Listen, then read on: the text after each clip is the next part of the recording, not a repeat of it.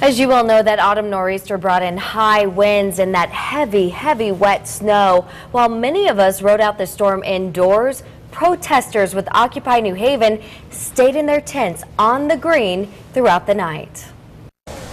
For these protesters, Occupy New Haven isn't just a concept, it's a cause they're committed to, even if it meant staying inside a freezing cold tent during the state's worst recorded October snowstorm. It's going to take a little bit more than some snow to get me off the screen. We decided to ride it out because it's making a statement. If we decide to ditch in the snow, it shows that we're not here for the long term. And we really want to make people know that we're here to stay.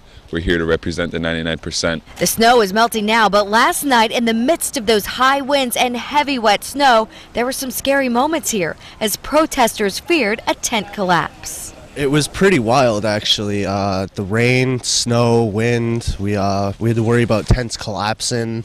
A couple of tents actually did collapse. That's what I was most worried about, is waking up from an avalanche instead of an alarm clock. The mission here to sound the alarm on corporate greed and financial injustice. With widespread power outages across the state, these protesters are used to living without power, and it's the power of change that keeps them focused. Is there ever a point that you thought it's just not worth it anymore? Oh God, no, never. It's so worth it. The cold, wet, it's nothing compared to the change we're trying to make.